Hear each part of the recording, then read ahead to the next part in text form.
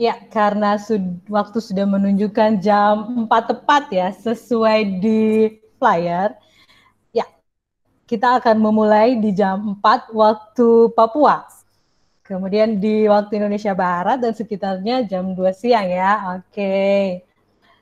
Selamat siang dan selamat datang, selamat bergabung untuk teman-teman Kitong yang berada di seluruh daerah di Indonesia yang bersedia hadir di webinar Ketalk pada sore hari ini dengan tema memahami pajak UMKM. Selamat datang untuk teman-teman Kitong semuanya. Ya, perkenalkan nama saya Sarah Marlin Paru. Ya, saya dari Kitong Bisa Enterprise. Di sini saya sebagai finance. Ya, mungkin tadi ada sempat pertanyaan tentang Kitong Bisa Enterprise ini apa. Kemudian ada juga yang bertanya bahwa Kitalk ini acaranya seperti apa. Ya, saya akan menjelaskan sedikit.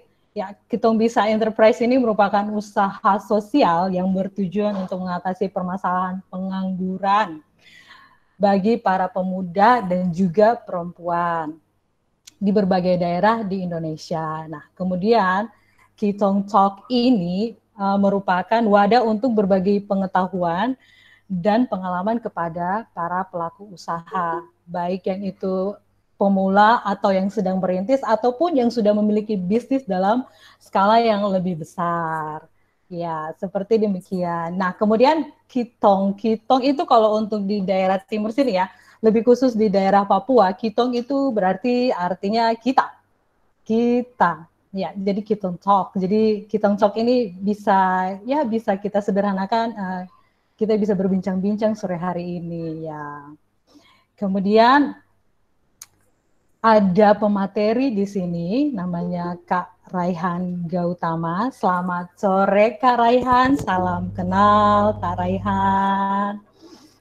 Halo Kak Sarah, terima kasih sudah diperkenalkan dan selamat. Iya, kemudian Kak Raihan ini merupakan CEO dan juga co-founder dari pajak.io.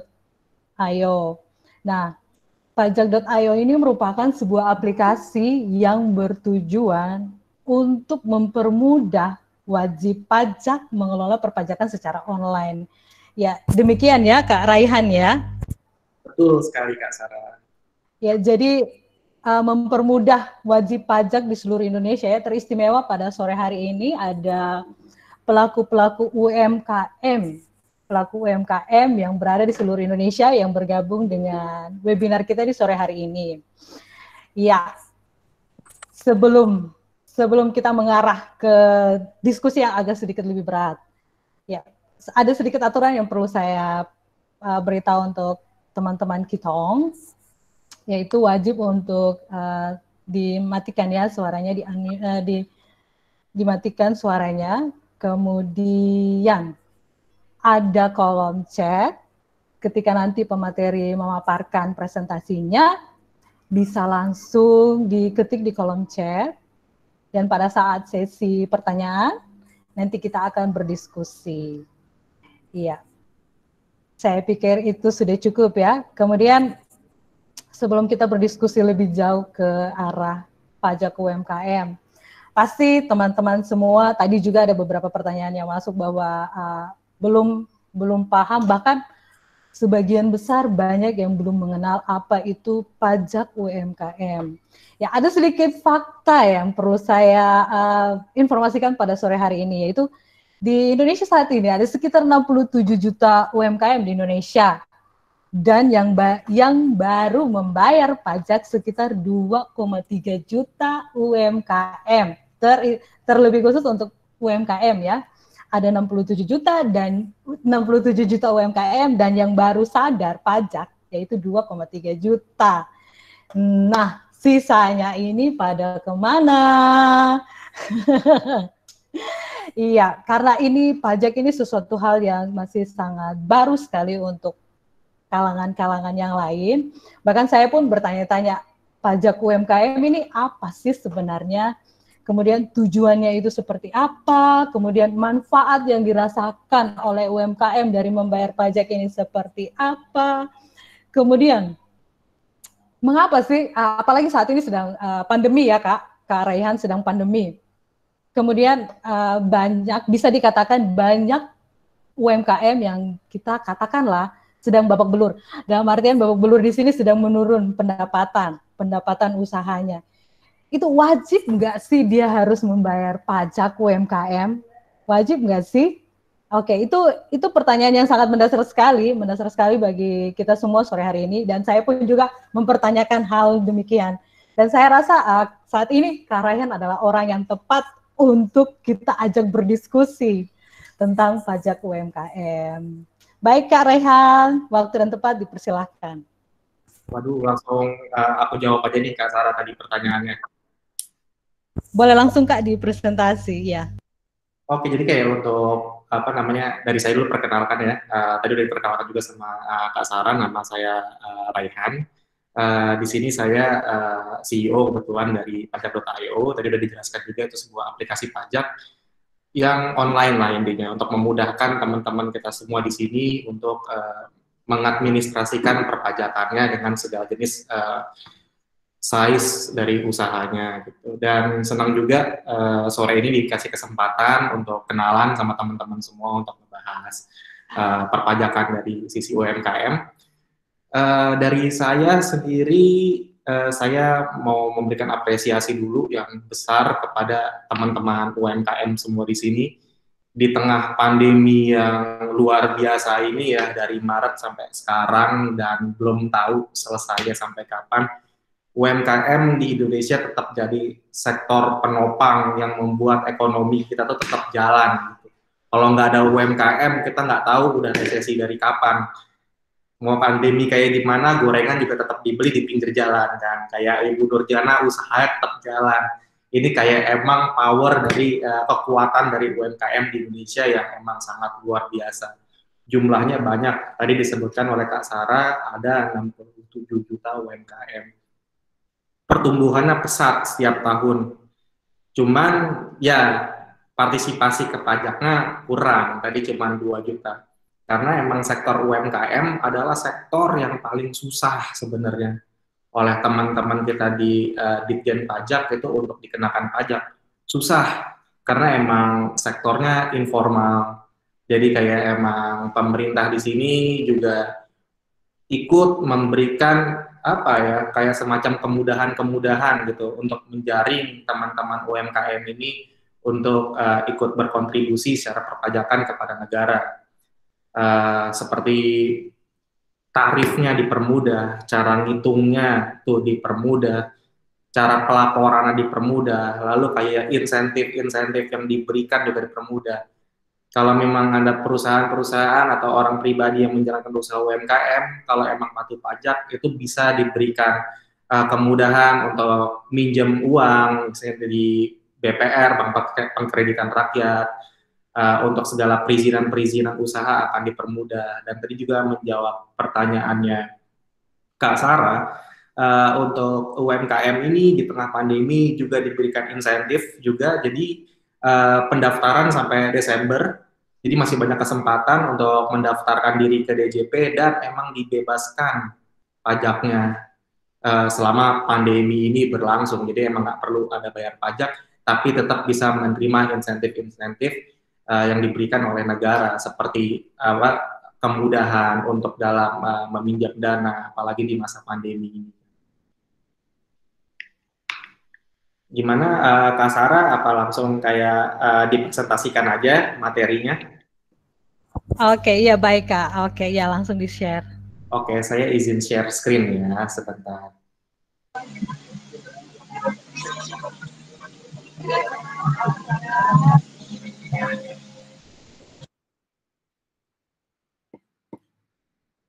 Oke, mudah-mudahan udah teman-teman udah kelihatan semua ya.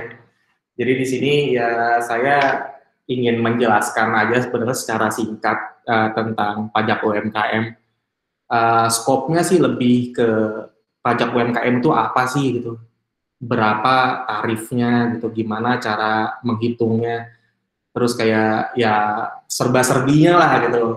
Nanti emang slide ini nggak banyak, cuma 3 slide, karena emang sebenarnya yang saya pengen adalah kita diskusi gitu lebih lanjut gitu, mungkin untuk hal-hal teknis seperti bagaimana cara bayarnya dan gimana cara lapornya, itu nanti mungkin nggak akan tercover di dalam slide ini, cuma nanti akan lewat diskusi aja ya. Jadi di sini kita kayak penjelasan singkat dulu sebenarnya untuk memancing gitu sebenarnya, kayak emang teman-teman semua di sini kalau ada pertanyaan nanti bisa langsung disampaikan ke kita dan kita bisa belajar bareng-bareng. Oke, jadi ini skopnya kayak kewajiban pajak UMKM, lalu emang ada contoh perhitungan. Di sini kita membagi UMKM ini berdasarkan pajak adalah UMKM yang omsetnya, yang pendapatannya selama setahun itu tidak sampai 4,8 miliar rupiah. Lalu ada UMKM yang omset per tahunnya itu di antara 4,8 miliar sampai 50 miliar rupiah. Karena di situ perhitungan pajaknya juga akan berbeda. Langsung aja.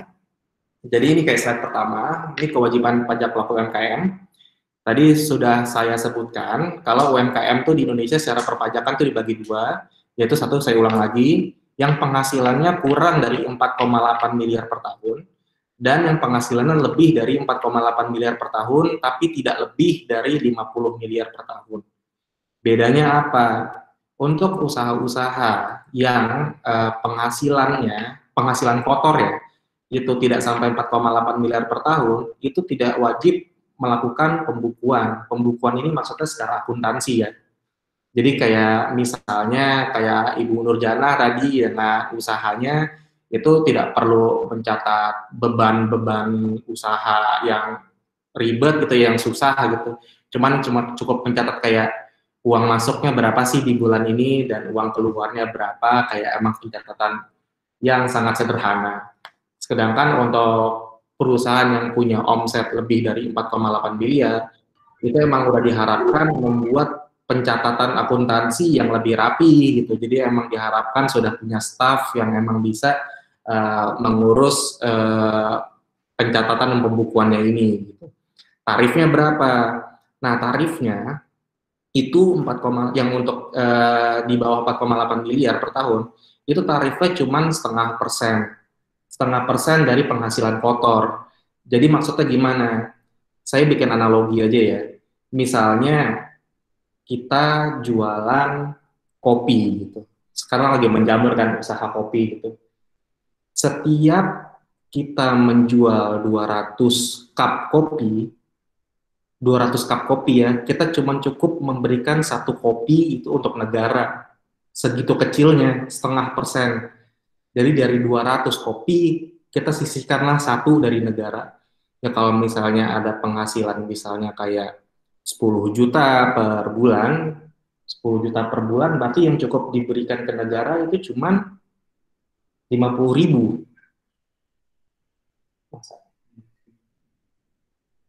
Iya, sangat murah gitu.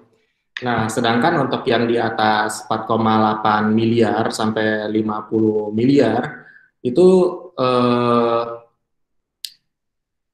tarif pajaknya tuh pakai tarif pajak normal 25%. Jadi beda ya, yang kurang dari 4,8 miliar itu 0,5%, ini 25%. Tapi 25% itu dari penghasilan bersih ya. Jadi emang udah dikurangi beban dulu.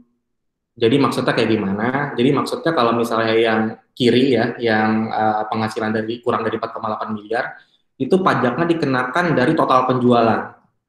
Total penjualannya saja. Sedangkan yang di kanan itu pajaknya dikenakan dari total penjualan dikurangi beban-beban usaha. Jadi kayak emang udah dikurangin beban untuk biaya gaji, dan udah dikurangi oleh biaya sewa gitu. Jadi kayak emang udah bener-bener bersih, penghasilannya bersih, baru dikenakan tarif pajak sebesar 25%.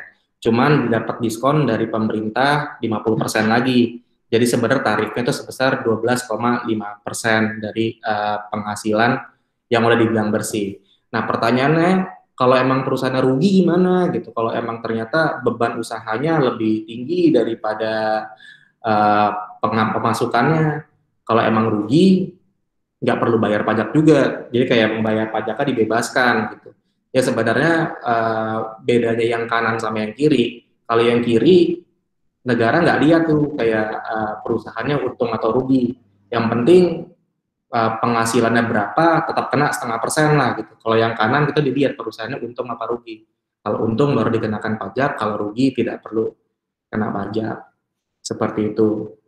Nah, ini ada contoh perhitungan. Tadi emang kayak diminta tadi sama Kak Sarah, bagaimana sih cara ngitung pajaknya untuk penghasilan yang di bawah 4,8 miliar per tahun gitu.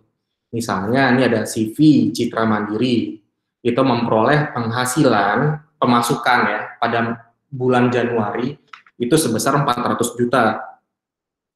400 juta, maka pajaknya itu yang harus dibayar berapa gitu.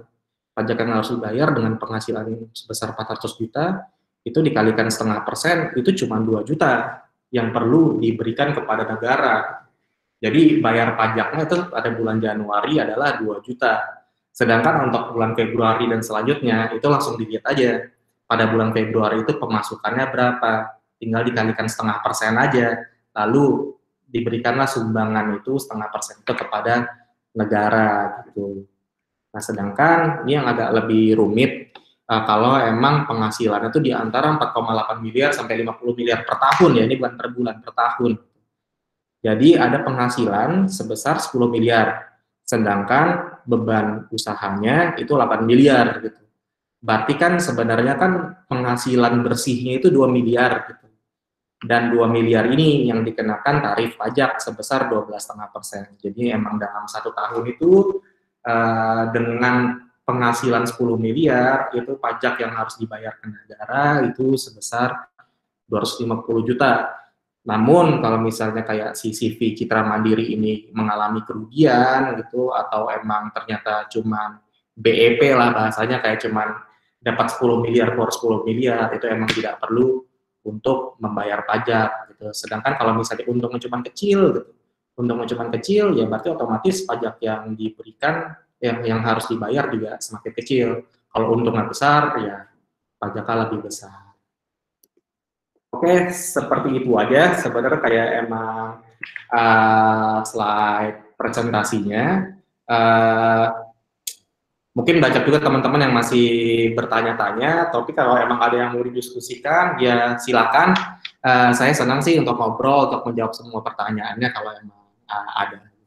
Terima kasih Kak Sarah. Halo, ya terima kasih Kak Reyhan untuk pemaparannya. Iya, di sini kolom chat sudah agak sedikit lebih penuh ya Kak. Iya, di sini semua juga masih bertanya-tanya tentang pajak UMKM. Oke, di sini ada sedikit pertanyaan dari Kak Rusdi. Oke, dia mau membuat surat izin usaha, tapi masih bingung memilih usaha mikro, kecil, atau menengah karena masing-masing berbeda. Dan apakah pajaknya berbeda semuanya? Oke. Kemudian bisa langsung dijawab, Kak? Boleh. Jadi pertanyaannya mau melaporkan usaha, maksudnya mau bikin PT gitu ya? Betul kan? Mau bikin PT terus kayak mau nanya itu kayak masuk ke? Iya, bingung memilih usaha mikro, kecil, atau menengah, atau dia mau bikin usaha yang lebih besar, dan apakah pajaknya berbeda semuanya? Oke, iya benar Kak. Dia masih saya ya, ini sebenarnya ranahnya lebih ke hukum dibandingkan ke pajak gitu. Ini sebenarnya kalau emang kita bikin PT itu kita tuh dilihat dari modal usahanya sih. Kalau modal usahanya itu kurang dari 1 miliar, itu tuh kayaknya masih masuk ke dalam jenis klasifikasi usaha kecil ya, kecil dan menengah ya.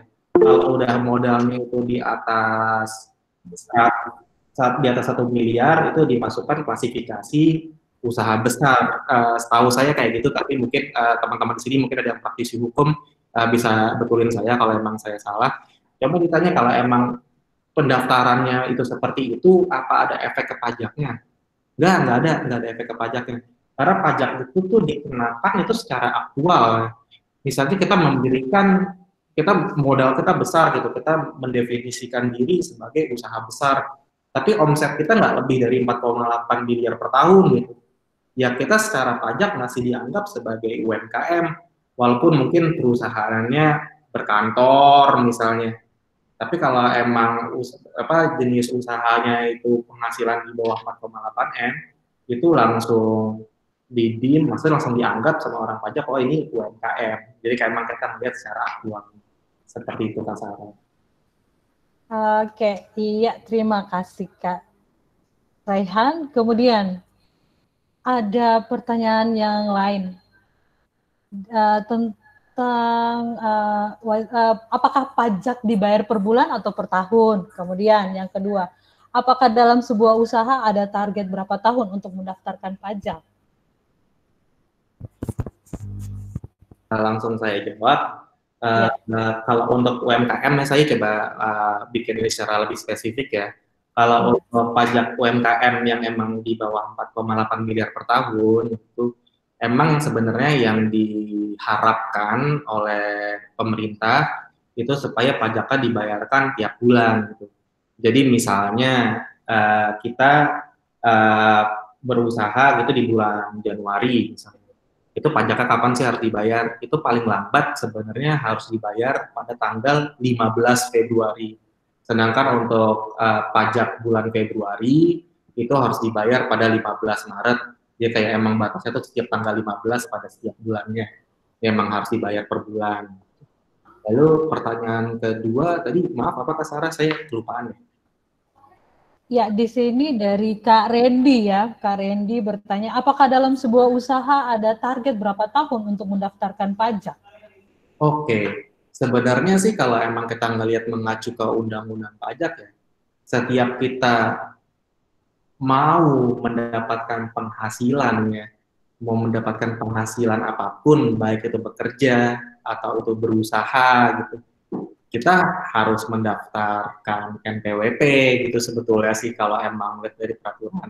Jadi kalau emang kita bikin usaha ya bagusnya sih kita langsung daftarin NPWP emang langsung di kantor pajak masing-masing daerah gitu. Karena sebenarnya kan sekarang untuk buka rekening bank dan lain-lain itu kan juga dimintai NPWP itu. Jadi sebenarnya secara nggak langsung itu teman-teman kalau emang udah mendaftarkan NPWP itu sebenarnya teman-teman tuh udah punya atau udah melekat gitu kayak kewajiban dan hak perpajakannya berdasarkan dengan jenis usaha atau jenis pekerjaan yang teman-teman lakukan. Seperti itu, Kak Sarah. Iya Kak, ada yang bertanya nih. Jika tidak membayar atau melapor pajak tiap bulannya, apakah dikenakan sanksi administrasi selainnya PPh Badan atau orang pribadi? Ini si Aditya Rama ya. Ini saya kenal nih orang ini dulu kayak teman kantor saya dulu. Sama. Oke. Kalau tidak membayar dan melapor setiap bulannya, apakah akan dikenakan sanksi administrasi selayaknya PPh Badan dan orang pribadi? Ya kalau emang secara undang-undang ya gitu sebenarnya Dirjen Pajak itu berhak sebenarnya untuk diamanatkan untuk memberikan sanksi gitu untuk orang yang tidak melaporkan pajak. Tetapi sih kalau misalnya kayak approach di lapangan sih kalau di kita kayaknya pemerintah kita tuh sekarang masih lebih fokus sebetulnya untuk menggandeng teman-teman wajib pajak supaya patuh dulu gitu ke pajak, coba mendaftarkan diri secara sukarela dan lain-lain.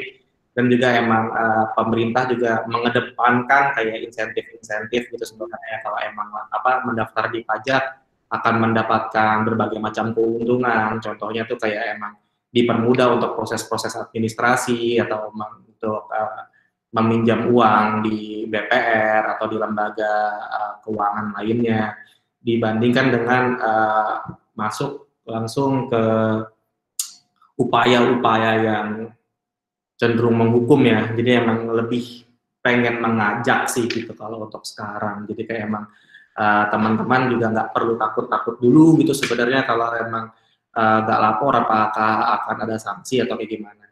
Maksudnya ya sanksi sebenarnya ada gitu, teman emang pemerintah sekarang tuh fokusnya untuk bukan memberi sanksi, justru untuk memberikan pada teman-teman ini kayak ayo dong kita coba dulu buat kenal pajak itu kayak gimana, caranya mudah kok dan ada banyak keuntungan-keuntungan yang bisa dimanfaatkan sama teman-teman dengan bergabung, berkontribusi kepada negara untuk membayar pajaknya. Seperti itu Kak Sarah.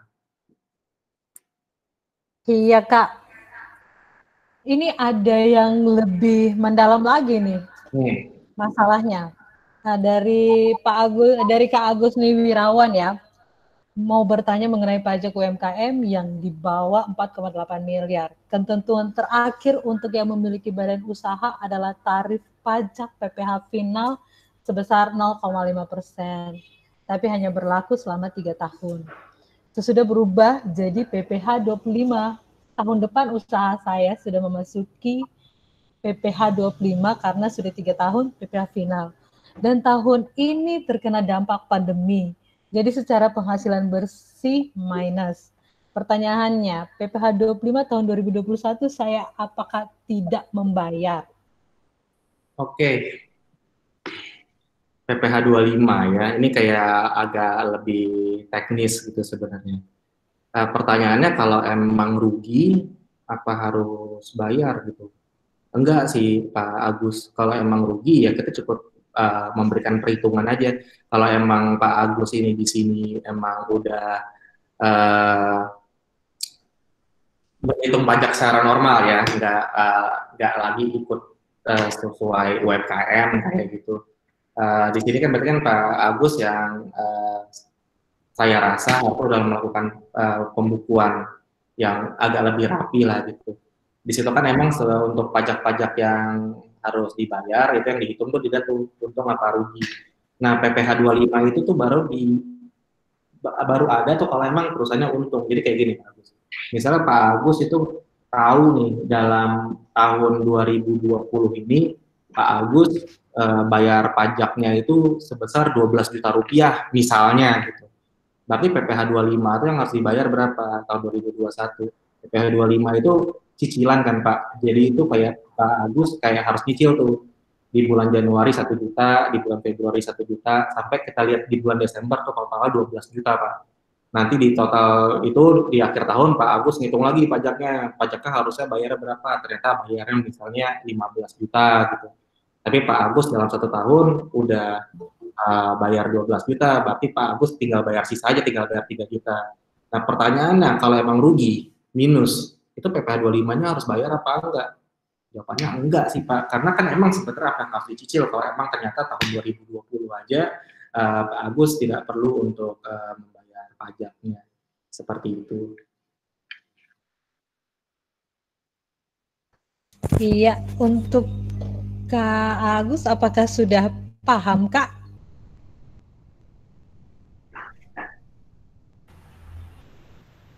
Saya boleh bertanya via mic nggak? Ya, silakan Pak, silakan. Ya. Ini cuman saya supaya lebih jelas sedikit aja, saya agak bingungnya tuh karena saya peralihan, kan karena saya dari PT itu kan cuma 3 tahun, ini mirip sama pertanyaannya Pak Prasetya ya di bawah juga, itu kan setelah 3 tahun PT itu harus rubah pajaknya, ketentuan berdasarkan dari pemerintah ya itu kan. Ya. Nah, berubahnya itu betul kan ya jadi PPh 25? Ini setahu saya ya, tapi emang kayak perlakuan di lapangan tuh beda-beda. Kalau itu kan 3 tahun itu kan memang harus usahanya dibikin establish sebagai suatu badan formal, Pak. Misal kayak PT apa CV. Cuman kalau emang penghasilan masih di 4,8, itu setahu saya itu masih bisa diminta untuk masuk ke final, Pak, sebenarnya. Oh, jadi tahun depan saya mengajukan lagi berarti ke kantor pajak ya, bahwa saya masih di bawah 4,8 miliar gitu ya? Betul, tapi kan emang bisa dimintain koleksi dan emang kayak mereka minta histori Pak Agus ini dalam pajak-pajak sebelumnya ini seperti apa gitu. Kalau emang ternyata dilihat dari kemarin, oh iya masih di bawah 4,8 ya harusnya sih masih kena UMKM itu Pak. Kalau emang lebih enak sih menurut saya itu kalau Pak Agus udah itu Pak familiar dengan websitenya pajak.go.id yang punyanya DJP. Kalau misalnya di situ tuh bisa dilihat tuh Pak, kayak Pak Agus ini sebenarnya boleh nggak sih masuk di pajak UMKM gitu. Kalau emang Pak Agus itunya boleh ya, berarti Pak Agus langsung lanjut aja sih sebenarnya Pak. Oh oke. Ya. Oke, saya coba deh nanti paling ya tahun depan sih kelihatannya baru bisanya ya itu. Iya. Cuman kayak di situ bisa sih Pak Agus juga mungkin terdaftar di kantor pajak mana, itu kayak Pak Agus bisa langsung ngobrol bersama akun representatifnya untuk menanyakan hal-hal seperti ini gitu. Cuman sebenarnya sih sekarang di masa pandemi ini justru ada insentif juga tuh Pak, kalau memang kayak emang perusahaan UMKM ini bisa tuh sebenarnya dibebaskan dari yang pajak 0,5% ya, emang nggak harus bayar. Tapi setahu saya itu pendaftarannya masih sampai Desember itu sih Pak. Udah sih, kalau kita sih sebenarnya udah dari tahun 2015 kita udah full pajak gitu. Maksudnya kita udah open semua, kita udah lapor tiap tahun gitu. Jadi kita juga udah dapat insentif gitu untuk yang DTP ya ditanggung pemerintah tahun ini gitu kan. Cuman saya bingungnya tuh ini mengenai aturan yang dikenakan pemerintah 3 tahun yang lalu. Katanya harusnya udah jadi PPh 25 tahun depan. Cuman tahun ini kan cukup semrawut lah ya, ini masalah penjualan apa ya? Saya terus terang lebih bingung mikirin penjualannya daripada pajaknya sekarang karena pendapatannya turun semua ini gitu. Yang itu survive dulu Pak ya di tahun ini. Iya betul gitu. Cuman ini udah mendekati akhir tahun, saya jadi pikir, waduh ini tahun depan gimana ya gitu dengan kondisi kayak gini lagi gitu. Dan udah kelihatan lah tahun ini saya pasti minus gitu. Kalau emang minus Pak, saya bisa pastikan emang sebenarnya tidak harus ada pajak yang dibayar gitu. Justru kalau emang pakai final, paling nggak negara lebih untung karena emang ada pemasukan yang dari Pak Agus bisa berikan gitu. Tapi kalau emang dihitung sudah jadi normal sih, harusnya Pak Agus bisa nggak usah bayar pajak. Oke, sip, jelas. Makasih Pak Rehan. Ya, sama-sama Pak Agus. Iya, terima kasih Pak Agus untuk pertanyaannya dan juga diskusinya. Kemudian ada dari Karati bertanya tentang kalau UMKM harus PKP nggak sih? Kalau iya, keuntungannya seperti apa? Dia meminta pencerahannya, Kak. Silakan. PKP ini pengusaha kena pajak ya. Jadi sebenarnya PKP ini tuh untuk buat teman-teman yang belum tahu, PKP ini tuh intinya kan untuk perusahaan yang emang mau mengadministrasikan PPN, misalnya setiap ada penghasilan, misal jualan barang, misalnya jualan AC gitu misalnya, jualan AC 3 juta, terus dikenakan PPN 10% gitu misalnya, itu cuma perusahaan-perusahaan PKP doang yang bisa melakukan administrasi PPN itu. Nah pertanyaannya si Kak Ratih ini, UMKM ini harus PKP apa enggak gitu? Justru enggak, karena untuk PKP itu yang benar-benar harus wajib PKP adalah perusahaan yang emang udah lebih penghasilannya dari 4,8 M per tahun. Gitu. Keuntungannya apa?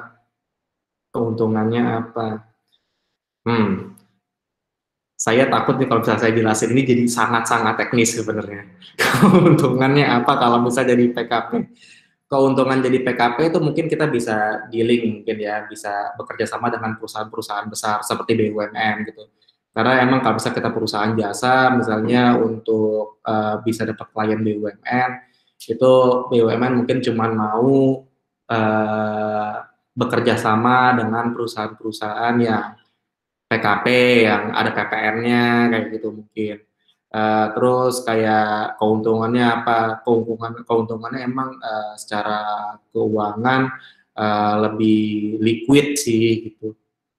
Tapi mohon maaf nih Kak Rati, kayaknya kalau misalnya kayak saya jelasin ini lebih dalam gitu ya untuk lebih teknis ke depan, kayaknya kurang elok gitu kalau emang kayak kita diskusi di sini. Mungkin nanti bisa lebih secara pribadi aja ya, kayak apa namanya, nanti bisa saya ngobrol lebih banyak sama Mbak Rati di sini. Oke. Iya. Terima kasih Kak Rati. Kemudian ada Kak Prasetya. Kak Prasetya Wibisono ini bertanya mengenai penggunaan tarif pajak UMKM. Ada batasnya 3 tahun untuk PT dan 4 tahun untuk CV koperasi. Nah, jika sudah melebihi batas waktu tersebut, walaupun secara real omset memang masih di bawah 4,8 M, bagaimana pengenaan pajaknya? Wah, Kak, ini lebih ke arah mekanisme dan prosedur nih, Kak. Silakan. Ini kayak tadi sama ya pertanyaannya saya rasa. Iya, sama aja. Pak Agus. Cuman ya gitu lagi Pak Agus, kalau emang ternyata tadi, Pak Agus, maaf, Pak Prasetya. Kalau emang perusahaannya itu rugi secara finansial, ya emang nggak perlu ada pajak yang dibayar gitu, dan memang untuk PPh 25 yang dicicil setiap bulan di tahun depan memang tidak perlu ada yang dibayar gitu sih sebetulnya. Mungkin untuk secara teknis bisa ditanyakan lebih langsung ke akun representatif yang ada di kantor pajak yang memang menghandle perpajakannya Pak Prasetya, karena emang di sini untuk kasus-kasus di setiap lapangan mungkin bisa berbeda sih, seperti itu. Cuman kalau intinya kalau emang udah disuruh nggak pakai pajak lagi, ya kalau emang rugi ya ada pajak yang harus dibayar. Seperti itu.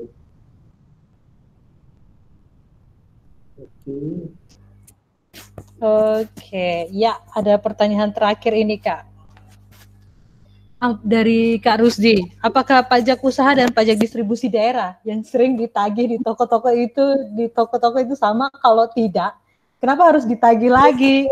Ya Kak, mohon penjelasannya Kak, silakan. Nah ini biasanya buat toko-toko yang ada di jalan ya. Jadi gini, harus dipahami juga Pak Rusdi dan emang teman-teman UMKM di sini. Karena di sini tuh pajak ini tuh kita harus bedakan ada dua. Ada pajak yang punyanya pemerintah pusat, ada pajak yang punyanya pemerintah daerah. Gitu. Nah yang pajak UMKM ini tuh pajaknya punyanya pemerintah pusat. Sedangkan kalau untuk yang punyanya daerah, itu yang punya daerah itu peraturan itu masing-masing daerah tuh berbeda, dengan tarif-tarif juga berbeda. Itu saya kasih clue aja ya, kayak ngasih contoh sebenarnya kayak pajak-pajak daerah itu apa. Ini untuk UMKM ya, yang pajak pusat itu cuma pajak UMKM. Yang benar-benar itu ya, kalau emang tuh UMKM ya, cuma pajak UMKM. Sedangkan untuk pajak daerahnya itu tergantung usahanya. Misalnya kita jualan makanan atau kita punya restoran gitu. Kalau untuk restoran itu kena pajaknya pajak restoran. Kalau misalnya kita naruh ada logo perusahaan kita atau logo warung atau misalnya logo restoran kita di depan rumah, itu ada namanya pajak reklame. Nah, pajak reklame itu juga punyanya pemerintah daerah, di mana kayak emang tarif-tarifnya beragam gitu. Sebenarnya kayak ini Pak Rusdi ini kasusnya dikena pajak apa Pak? Pajak reklame ya kalau menurut saya. Apa kayak sejenis pajak restoran seperti itu Pak? Halo Pak Rusdi, selamat sore. Bisa ditanggapi Pak jika belum jelas? Bisa Bapak bertanya secara langsung? Halo Pak Rusdi.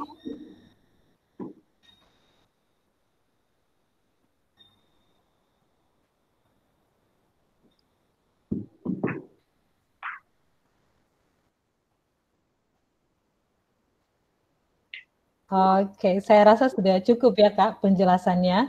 Baik. Ya, ada satu pertanyaan lagi Kak. Dari Kakak Kamilia Indah. Bertanya, jadi untuk UMKM yang kurang dari 4,8 M itu tidak ada PPN ya? Iya. Oke, silahkan. Mungkin lebih kata-kata nggak wajib untuk mendaftarkan untuk bisa menurut PPN sih sebenarnya. Cuman tergantung bukan tergantung ya. Cuman kalau emang ini satu lagi, kalau emang itu restoran gitu, ya harus bayarnya pajak daerah kayak pajak restoran gitu sih. Bukan PPN. Kalau PPN emang tidak ada. Seperti itu. Ya, ada pertanyaan lagi Kak dari Kakak Sani Kurnia. Bagaimana DJP bisa mengetahui penghasilan UMKM yang sebenarnya? Jawabannya adalah DJP tidak tahu. DJP tidak tahu karena peraturan pajak di Indonesia ini adalah memberikan keleluasaan kepada para wajib-wajib pajak, para teman-teman UMKM ini untuk bisa ngitung sendiri pajaknya. bayar sendiri pajaknya, lapor sendiri pajaknya gitu. Jadi emang di sini yang bertanggung jawab adalah teman-teman ini semua sebenarnya yang untuk bisa ngitung pajaknya sendiri-sendiri. Jadi kalau DJP cara tahunya gimana? DJP cuma tahu kalau emang DJP melakukan pemeriksaan, gitu. Melakukan audit gitu sebenarnya ke usaha-usaha teman-teman gitu sih sebenarnya. Jadi kalau emang mereka tidak melakukan audit, ya jawabannya ya mereka tidak tahu, atau mungkin mereka bisa mendapatkan informasi dari pihak-pihak ketiga gitu mungkin.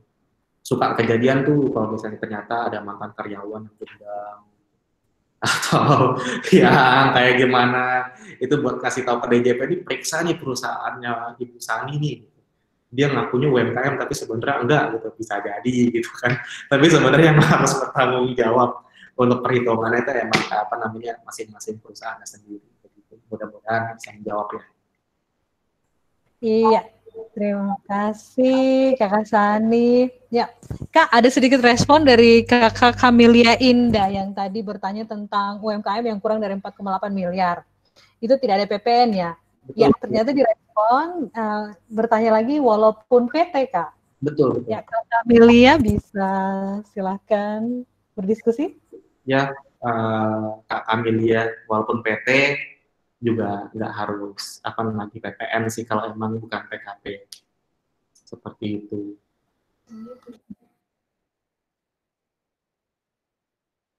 Oke. Iya, teman-teman yang lain masih bisa kita buka ruang diskusi. Atau gini, karena aku mau ngasih contoh ke teman-teman semua cara untuk bayar pajaknya gimana sih gitu. Mungkin yang tadi silakan. Udah tahu itu sebenarnya kayak emang ngitung pajak gimana. Sekarang kayak cara bayar pajaknya gimana sih gitu. Iya. Nah, mekanismenya gimana? Iya. Nah, di sini tuh saya izin share screen lagi ya. Nah, di sini saya share screen. Ini saya punya produk juga ini yang namanya tadi dijelaskan pajak.io, di mana kan pajak.io ini bisa untuk membantu teman-teman ini untuk bisa lapor pajak. Ini bisa masuk dari websitenya pajak.io. Sini teman-teman bisa langsung login aja atau daftar kalau emang belum punya account.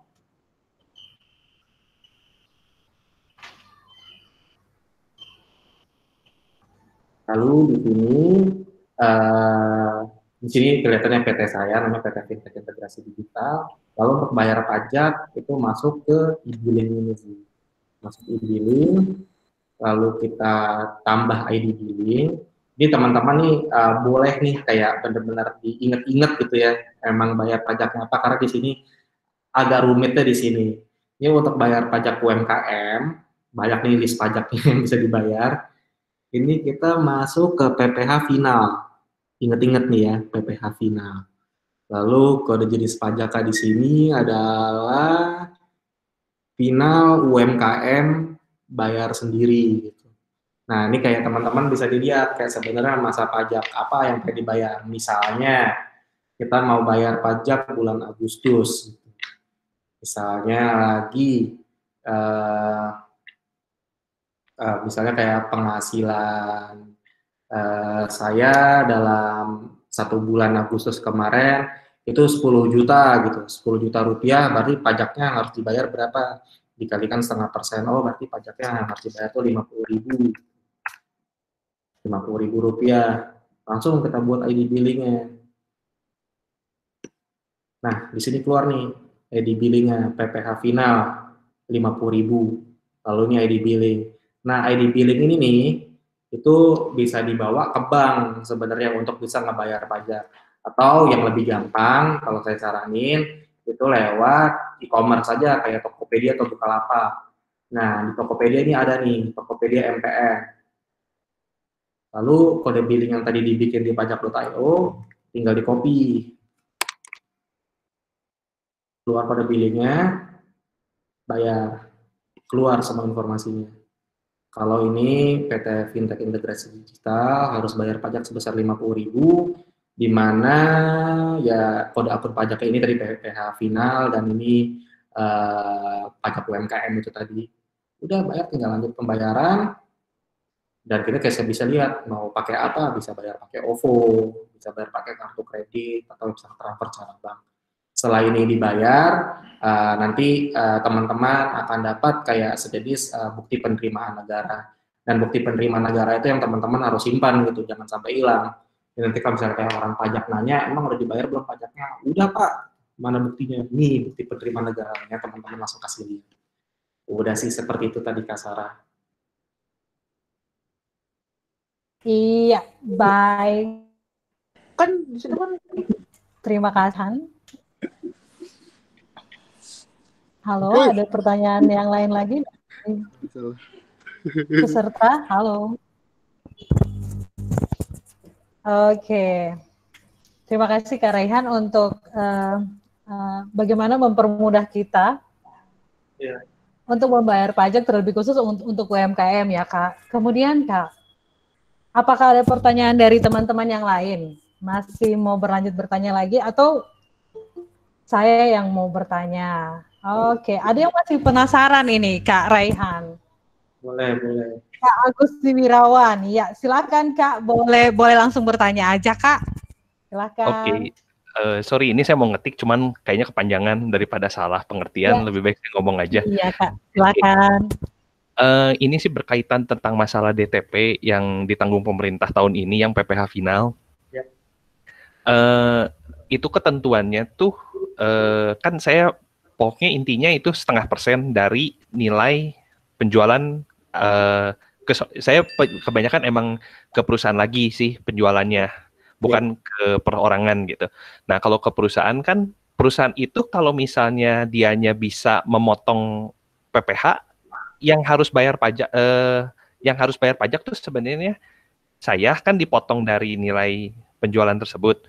Cuman yang membuat kode billingnya itu apakah harusnya saya atau perusahaan tersebut? Secara aturannya itu bagaimana ya? Saya mau tanya nggak Pak Agus? Pak Agus ini pas dipotong pajaknya dipotongnya 0,5% atau 2%? 0,5%, karena yang 2% jasa itu kita udah dapat surat keterangan bebas.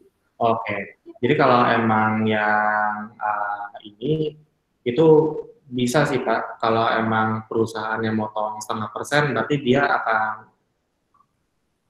akan membuat semacam SPT, namanya SPT 4 ayat 2 lah, itu emang motong untuk pihak lain.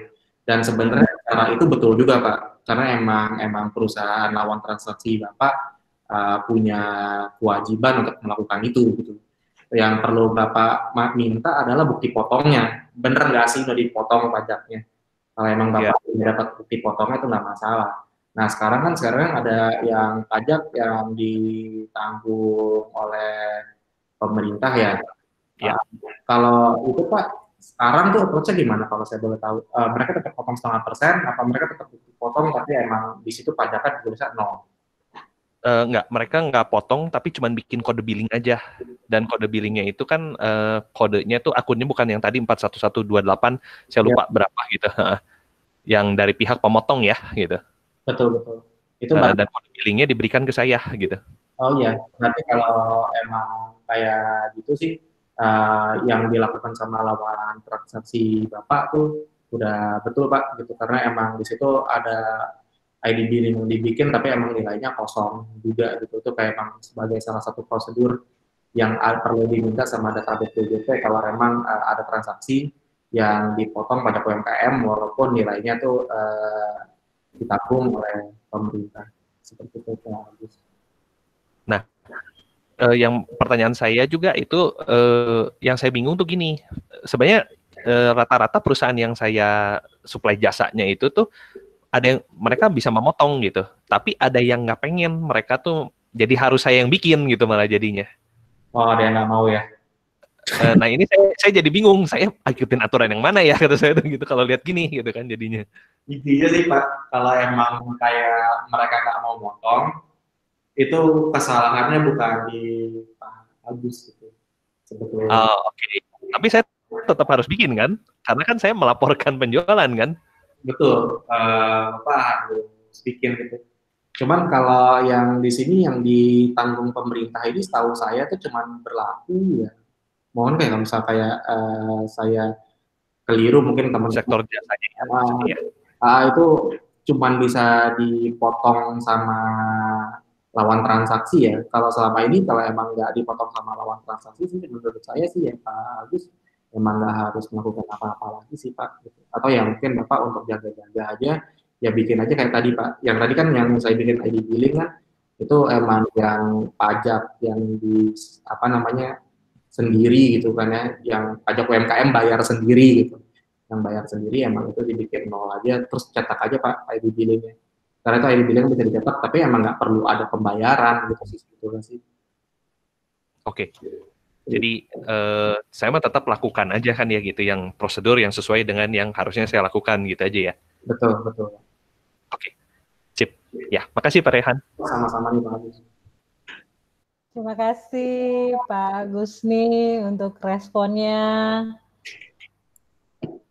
Ya, ada pertanyaan lanjut lagi dari teman-teman yang lain. Silakan kolom chat masih dibuka untuk yang mau bertanya. Sebelum saya yang bertanya. Ayo, silakan teman-teman. Kalau merasa diketik di chat terlalu lama, bahkan ada sedikit kekeliruan, bisa langsung bertanya untuk menyalakan mikrofonnya. Boleh, kami persilakan. Kak, aku mau nanya dong. Oke, ya silakan Kak Ikwan. Iya, mau nanya. Tadi untuk penggunaan aplikasinya itu berbayar atau gratis, Kak? Yang pajak.io-nya itu, kalau kita mau pakai gitu. Gratis Kak, gratis selamanya. Jadi emang nggak perlu khawatir kalau memang dipakai bulan ini, bulan depan bayar enggak Kak, gratis terus. Apa-apa aja. Oke. Kasih Kak Iwan. Jadi Berarti... di aplikasi itu nanti aplikasi itu aku BTW aku agak nggak terlalu paham juga tentang pajak. Jadi aku nanya nih, kalau di aplikasi itu akan menghitung pajak kita berapa gitu ya, Mas? Enggak sih Kak, belum sampai situ aplikasinya. Karena aplikasi ini cuma bisa buat kode bayarnya aja. Emang kalau ngitungnya sih masih ngitung sendiri ya sih Kak. Jadi emang kayak misalnya pajaknya, penghasilan berapa, kita langsung pakai kalkulator sendiri, setengah persennya berapa. Lalu ya tinggal masukin aja angkanya. Seperti itu. Cuman mungkin sekedar informasi kayak untuk bisa pakai aplikasi kita, itu Kak Iwan harus punya NPWP terlebih dahulu sebenarnya. Baik. Artinya kita harus terdaftar dulu ya. Jadi kita harus punya NPWP perusahaan ya. NPWP pribadi pun juga nggak masalah karena sebenarnya kayak untuk UMKM ini nggak dibatasi sih sebenarnya emang harus badan usaha apa enggak gitu. Kalau emang orang pribadi berusaha sih juga nggak masalah sih Kak. Oke, baik. Kak, satu lagi terakhir. Nah, contoh nih, misalnya kayak UMKM lokal nih, UMKM lokal yang mereka secara badan hukum mereka tidak membentuk badan hukum gitu. Jadi kan dia tidak ada NPWP perusahaan. Apakah dia itu juga wajib membayar pajak usahanya, Kak? Iya, kalau emang ditanya wajib sih buat itu apa namanya bayar pajaknya. Cara perhitungannya sama juga Kak, yang kayak dari 0,5% itu tadi. Cuma nanti di akhir tahun itu Kak Iwan kan kalau memang udah punya pengalaman mungkin ya kayak ngelaporin juga sebenarnya pajak Kak Iwan secara pribadi itu ke kantor pajak. Itu yang Kak Iwan tinggal laporin di akhir tahun cuma kayak penghasilan yang total semua waktu Kak Iwan usaha selama 1 tahun. Terus Kak Iwan tinggal kasih tahu ini pajak yang kemarin udah dibayar gitu. Terus udah nggak perlu bayar apa-apa lagi Kak. Itu cuma kayak ngasih bukti ke kantor pajak kalau Kak Iwan sebagai pribadi udah taat pajak sebenarnya kayak gitu sih. Oke, berarti kalau misalnya kita punya UMKM yang tidak berbadan hukum, artinya pajaknya itu melekat di pribadinya ya? Betul sekali Kak. Nah, cuma kalau seandainya kita tidak membayar nih Kak, apakah itu akan berdampak ke usaha kita? Apakah bisa tiba-tiba pemerintah lewat pajak itu menutup usaha kita, menyita, atau itu bagaimana Kak? Karena kan sebenarnya usaha kita kan tidak terdata nih Kak di mereka gitu, karena kan usahanya tidak ada NPWP-nya. Betul. Kalau ditanya bisa seperti itu. Karena ya emang kayak kalau misalnya kita lihat di peraturan perundang-undangan ya Kak Iwan ya. Aku bukannya mau nakut-nakutin ya. Kalau emang kita lihat di peraturan. Betul, biar tahu nih Kak. Ya, kita ya, di peraturan perundang-undangan tuh kalau misalnya kayak kita memberikan keterangan SPT yang tidak benar di SPT tahunannya Kak Iwan, itu sanksinya bahkan pidana loh sebetulnya. Cuman kalau kita ngelihat tadi di realita itu ya Kak Sarah juga udah menjelaskan 67 juta UMKM yang bayar pajak cuma 2 juta, tapi yang sisa 65 jutanya juga nggak dipenjara tuh gitu. Jadi ya sebenarnya aku juga bukan membiarkan supaya orang-orang abai. Cuman ya apa namanya di sini bagusnya sih lapor, kenapa bayar pajak juga karena pajaknya juga murah Kak gitu. Cuman ya itu kalau misalnya Kak Iwan jualan baju gitu dari 200 baju ke Iwan cuma kasih 1 baju kan ke negara 0,5%, semurah itu loh gitu pajaknya. Dan kayak banyak juga apa namanya keuntungan yang Kak Iwan bisa dapatkan itu misalnya nanti Kak Iwan mau membesarkan usahanya gitu kayak kredit atau emang nanti mau buat perizinan apa-apa gitu kan. Kalau sekarang tuh udah pakai OSS tuh Kak. Kalau tadi ada yang ngebahas tentang OSS hukum itu mereka ngeliat tuh kayak Kak Iwan tuh terakhir kali lapor pajak kapan. Kalau emang ternyata ada pajak yang belum dilapor, itu kayak Kak Iwan tuh harus lapor pajak dulu, baru mungkin perizinannya bisa dilanjutkan kayak gitu sih. Jadi emang untuk taat pajak dari sekarang itu kayak ada sesuatu yang saya sarankan begitu Kak Iwan. Oke, baik Kak. Karena gini Kak, kadang-kadang kita ketemu UMKM di lapangan, UMKM-nya itu tidak memiliki badan hukum, tetapi jadi dia itu ngerasa kalau belum perlu membayar pajak itu. Kadang-kadang kita ketemu case-case yang seperti itu. Makanya kita juga sedang terus-terusan mengedukasi UMKM tersebut untuk itu gitu Kak. Iya Kak. Tapi ya jawaban saya kalau emang belum ada badan hukumnya kita pakai orang pribadi nggak apa-apa karena sebenarnya untuk bikin badan hukum itu juga sekarang masih agak repot sih Kak. Gitu sebenarnya perlu notaris lah kemana lah. Sedangkan kita kan mungkin usahanya nggak perlu apa ya sejenis upaya yang sebesar itu gitu sebetulnya. Jadi kayak emang UMKM itu pun orang pribadi juga bisa dibilang UMKM juga kalau emang usahanya kayak gitu. Karena nggak mungkin juga kan kayak warung itu harus bikin badan hukum gitu sebetulnya. Sangat nggak praktikal gitu lah untuk keadaan di begitu Kak Iwan.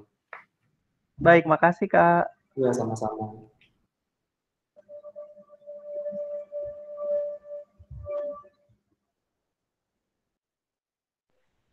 Kak, masih boleh nanya nggak Kak? Boleh sih Kak Nisa. Kayaknya tadi si Kak Sarah ngomong tapi di mute ya. Jadi ya, kedengeran. Iya kayaknya.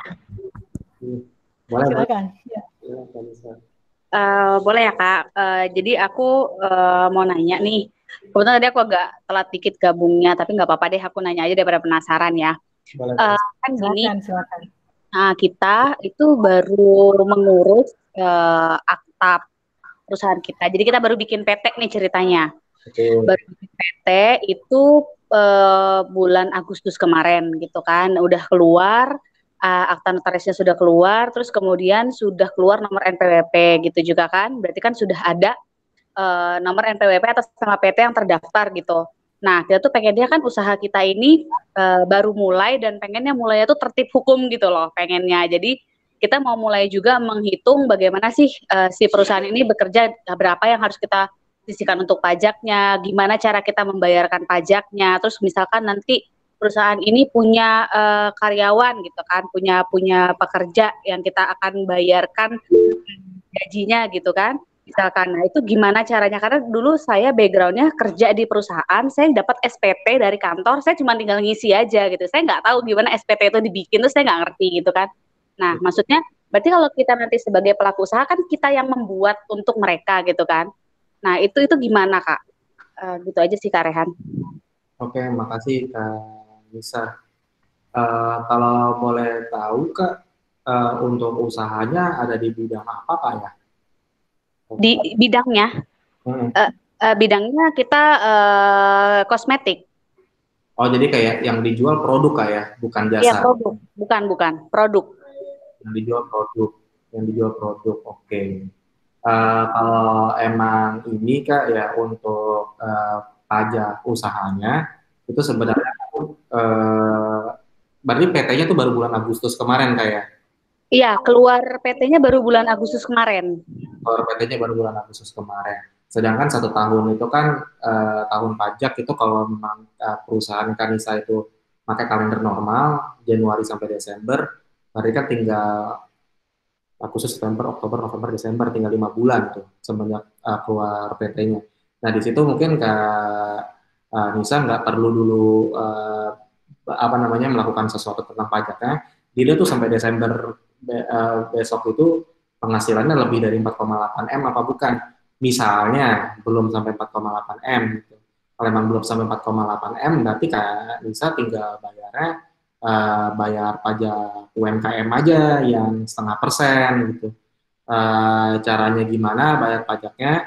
Itu tadi udah saya demoin sebenarnya lewat aplikasi kita tadi pajak.io. Mungkin nanti kayak Kasara bisa ngasih recordingnya juga ke Kanisa untuk gimana cara menggunakannya. Tadi pertanyaannya lebih ke bagaimana untuk administrasi perpajakan kayak perpajakan untuk karyawan-karyawannya gitu. Begitu kan kayak?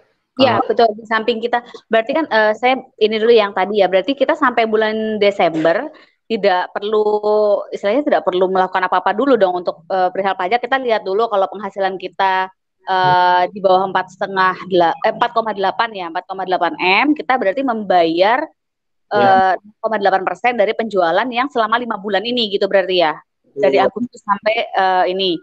Betul, seperti itu Kak. Berarti kan sudah tercatat. Nanti dari hasil pembayaran itu akan keluar bukti potong gitu ya?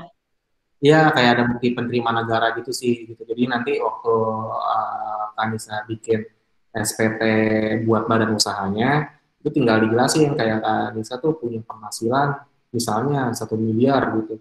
Pajak udah dibayar belum? Udah dibayar yang 0,5% itu. Yang 0,5% itu berarti kalau 1 miliar tuh berapa tuh berarti? 5 juta ya? Gitu udah dibayar sebesar 5 juta. Terus udah sih nggak perlu ada pajak dibayar lagi. Nah cuman berarti lebih ke orang pribadi, tapi untuk karyawan-karyawannya Kak. Nah itu iya gimana Kak itu? Nah untuk karyawan Kanisa tuh harus dilihat lagi kayak apa namanya gajinya berapa. Kalau gajinya itu lebih dari 4,5 juta per bulan. Kalau misalnya lebih dari 4,5 juta, ya Kak Nisa harus urusin pajaknya. Cuman kalau emang masih di bawah 4,5 juta per bulan, itu sebenarnya kayak emang nggak ada pajak yang harus dibayar sama karyawannya sih Kak. Oh gitu. Jadi 4,5 juta itu apa Kak? Batasan standar untuk pembayaran pajak atau apa ya? Sebenarnya itu namanya PTKP, itu nanti kan bisa googling. PTKP itu kan penghasilan tidak kena pajak. Gitu. Penghasilan tidak kena pajak itu sebenarnya standar itu dulu. Ada, ya. Saya dulu pernah ada tuh kayak TK0, TK1, TK2 gitu-gitu ya? Itu tuh 54 juta Kak, 54 juta per tahun. 54 juta per tahun itu berarti kalau saya hitung per bulan, berarti kan 4,5 juta tuh sebenarnya. Oke.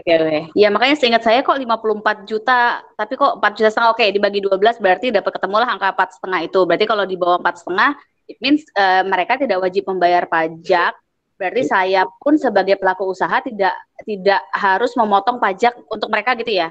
Betul. Cuman ada yang itu tadi saya bilang 4,5 juta tuh yang lebih gampangnya. Tapi kalau emang sebenarnya lebih enak juga buat Kanisa, kita hitungnya dari perusahaan yang ada aja Kak. Misal kayak perusahaannya tuh baru ada dari Agustus gitu. Misalnya dari Agustus ke Desember kan berarti kita kurang lebih 4 bulan. Mau Kak Nisa gaji karyawannya 10 juta per bulan pun itu baru 40 juta kan, belum sampai 54 juta. Di situ pun berarti Kak Nisa masih belum harus ngurusin pajaknya. Oh, oke. Seperti itu Kak Nisa. Siap, understood. Makasih Mas Rehan. Ya, halo, terima kasih Kakak.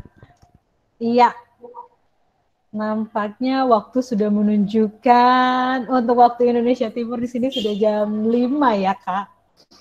Sudah ada jam 5 lewat 4 menit. apakah masih ada penanya lagi? Jika sudah selesai dan sudah jelas apa yang disampaikan oleh Kak Raihan, saya rasa sudah cukup ya kita berdiskusi di sore hari ini.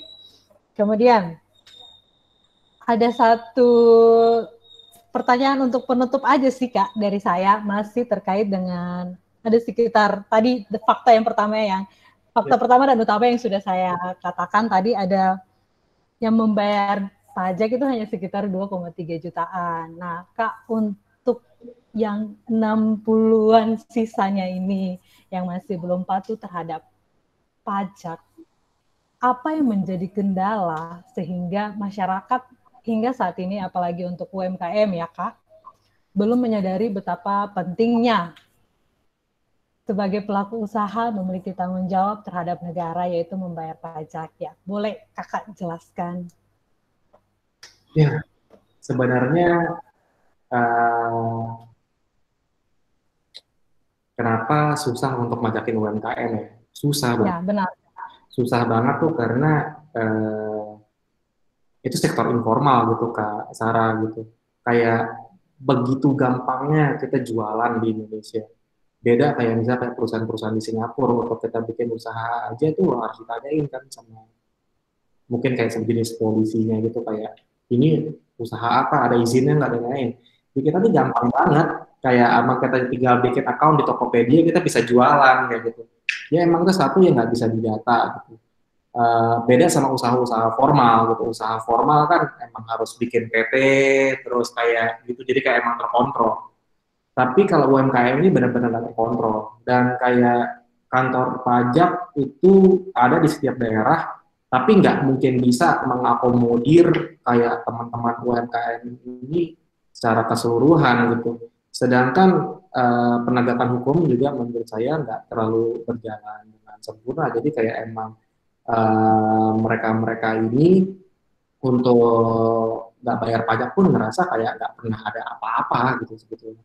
Jadi ya itu kesulitannya sih. Kesulitannya itu lebih ada di sisi sumber daya manusia, mungkin dari teman-teman kita yang di Direktorat Jenderal Pajak juga kesulitan gitu ya.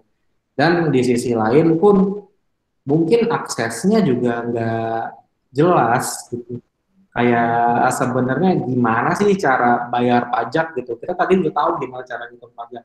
Cuman gimana cara bayar pajak pun itu mungkin nggak tersosialisasikan dengan baik itu sebetulnya. Nggak tersosialisasikan dengan baik, maka di situ kayak perusahaan seperti saya, gitu kan kayak pajak.io, itu juga ditunjuk sebenarnya oleh pemerintah itu untuk mencoba mensosialisasikan hal-hal seperti ini gitu. Makanya kayak pemerintah juga bikin, ayo deh bikin aja ini jadi online. Kemudian kalau bikin jadi online, itu akan lebih memudahkan. Paling enggak itu kayak salah satu masalah bisa diselesaikan, yaitu masalah seperti masalah edukasi gitu sih sebetulnya. Dan kayak bagaimana lagi usaha-usaha yang lagi dicoba sama negara untuk membereskan pajak UMKM ini, yang mereka juga lagi mau memperketat sebenarnya untuk masalah regulasinya. Kayak contohnya sekarang untuk perizinan itu emang harus disyaratkan punya NPWP dan emang punya histori pelaporan pajak yang emang udah runtut berapa tahun gitu. Kalau kayak itu selesaikan dulu. Kalau kayak teman-teman udah aware itu kayak sekarang tuh kayak Tokopedia sama Bukalapak juga ditekan sebenarnya juga sama negara, suruh kayak udah ya kalian bikin supaya merchant-merchant kalian di sini bayar pajak, dibikin instrumen supaya emang Tokopedia yang narikin pajaknya, supaya Tokopedia langsung laporin ke negara gitu supaya lebih gampang gitu. Itu juga usaha upaya-upaya yang emang lagi dicoba sama pemerintah. Cuman resistensinya juga tinggi gitu, kayak nggak segampang itu juga kan untuk majakin orang. Juga mungkin Tokopedia-nya ngerasa kayak ya kalian bisa majakin kita lewat Tokopedia, cuman untuk teman-teman yang ada di Instagram jualannya kalian bisa nggak nyuruh Instagram narikin pajak, kan nggak mungkin. Itu kayak something yang kayak emang pelaku-pelaku usaha juga merasa itu nggak adil gitu.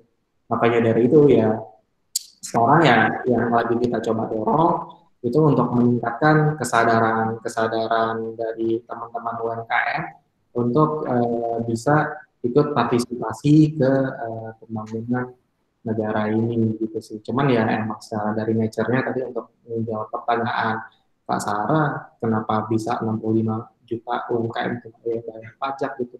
Ya itu Kak, ini informal gitu, sulit nggak terlegitimasi dengan baik, tapi emang itu salah satu kekuatan dari negara kita juga gitu.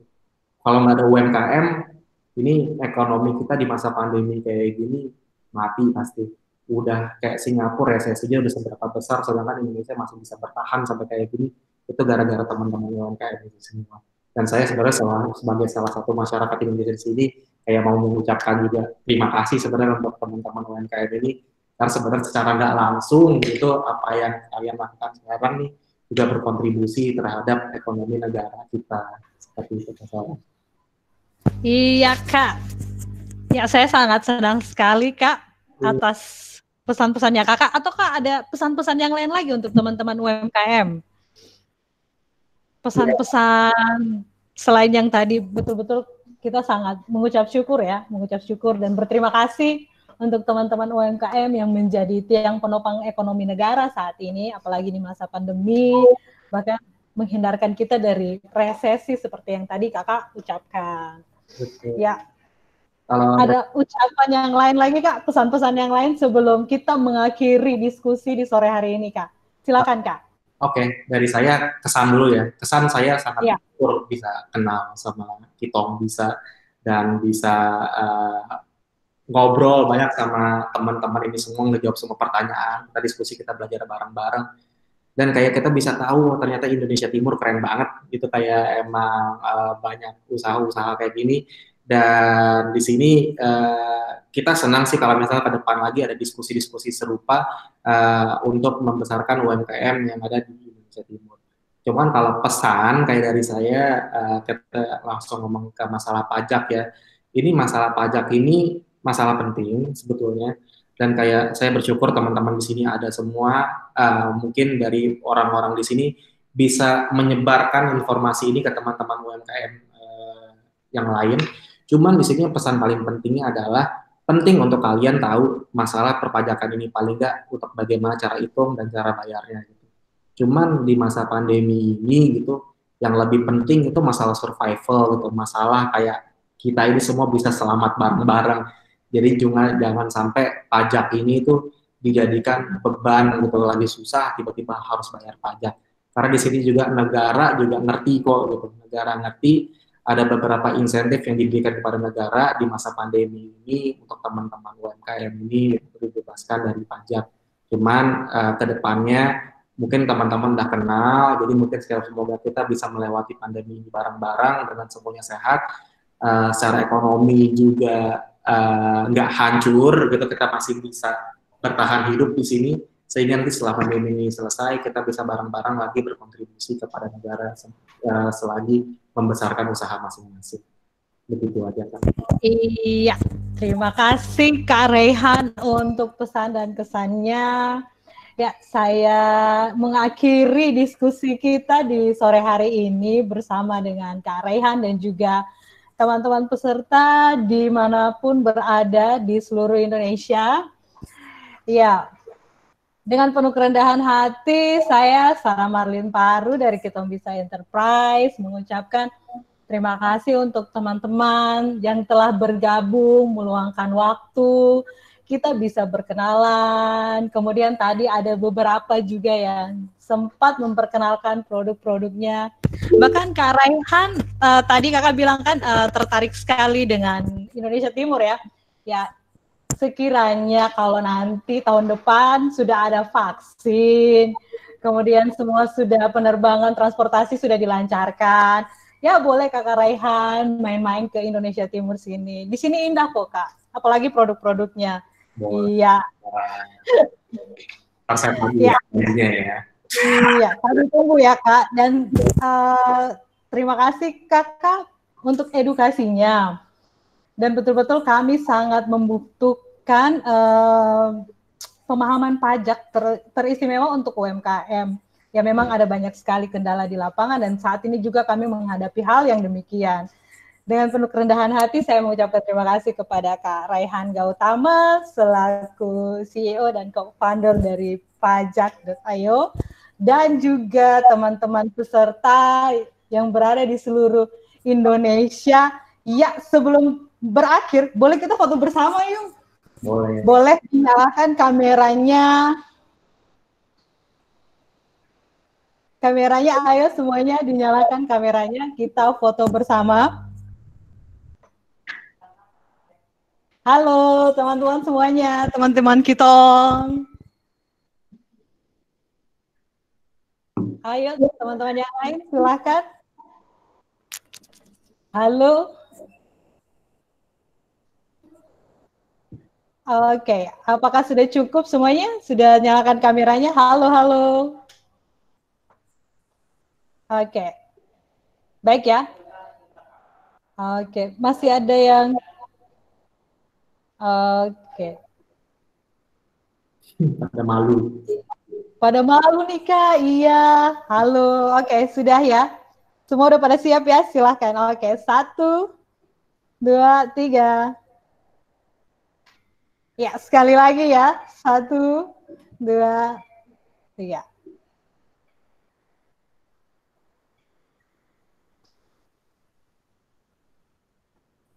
Oke, iya. Sudah cukup ya.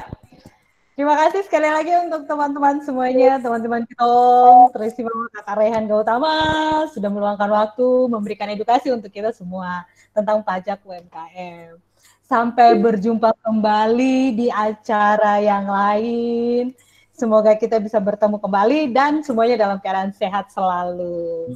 Tetap jaga kesehatan dan gunakan protokol kesehatan. Oke, terima kasih dan selamat sore.